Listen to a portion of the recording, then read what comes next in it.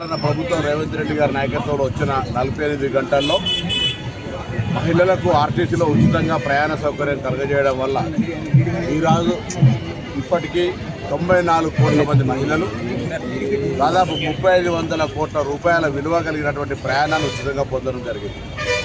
ఈ సందర్భంగా గత 10 సంవత్సరాలుగా ఆర్టీసీ బస్సులు కొత్తవి కొనక ఒక ఉద్యోగం ఇవ్వక సంస్థ నిర్వీర్యం చేసినటువంటి సందర్భం నుంచి ఈరోజు ఆర్టీసీ స్వయంగా లాభాల దిశలో నడిచే విధంగా ఒక ఇంట్లో ఆడబిడ్డ ఉడితే ఏ విధంగా అదృష్టం వచ్చి మహాలక్ష్మి చెందటమో ఇవాళ ఆర్టీసీ సంస్థకు ఒక మహాలక్ష్మి రూపంలో పునర్దశ వచ్చింది.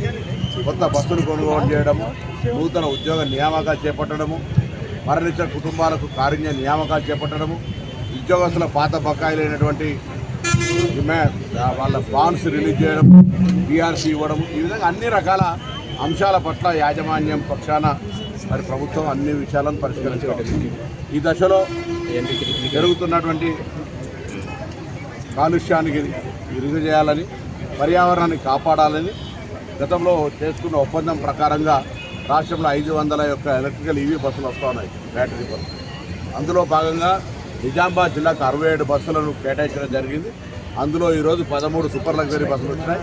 మిగతా బస్సులు కూడా అన్ని తొందరలో ఇక్కడ నిజామాబాద్ కేంద్రంగా హైదరాబాద్ కానీ మిగతా ప్రాంతాలన్నిటికీ కూడా ఇక్కడ నుంచి నేరుగా ప్రయాణం చేస్తాయి. ఒక్కసారి ఛార్జ్ అయితే 300 కిలోమీటర్లు ప్రయాణం చేయగలిగేటువంటి సామర్థ్యం ఉన్న ఈ బస్సులన్నీ ప్రయాణికులు ఉపయోగించుకోవాలని, అన్ని ఎలక్ట్రిక్ బస్సులు చాలా రక్షణతో కూడి ఎటువంటి ఇబ్బంది లేకుండా ఉండేటువంటి బస్సులు ప్రయాణం చేయాలని కోరుతా ఉన్నాం. ఆర్టీసీని ఈరోజు గ్రామాన ప్రజలు ఆదరిస్తూ ఉన్నారు. పాఠశాలకు సంబంధించిన పిల్లలు కావచ్చు, గృహిణులు కావచ్చు, అందరూ కూడా దానికి అనుగుణంగా ప్రభుత్వం గ్రామానికి బస్సులను ఏర్పాటు చేయాలని రాబోయే కాలంలో కొత్త బస్సులు కూడా కొనుగోలు ప్రక్రియ చేస్తా ఉన్నాం. దాదాపు హైదరాబాద్ మొత్తంగా ఈవీ బస్సులు పెట్టి రాష్ట్రం మొత్తం కూడా ప్రతి గ్రామానికి బస్సు నడపాలనే ప్రణాళికతో ముందుకుపోతున్నాం.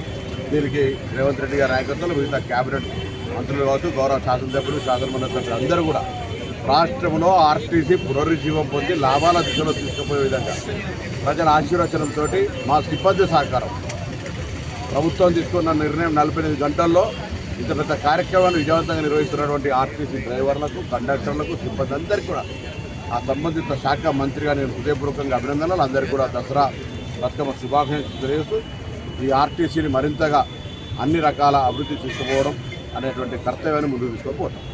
హిట్ టీవీ యాప్ ని డౌన్లోడ్ చేసుకోండి. ఇందులో short news, live news, entertainment movies అన్ని అవైలబుల్ గా ఉన్నాయి. Please download hit TV app. Hit TV app ని ఫ్రీగా డౌన్లోడ్ చేసుకోండి.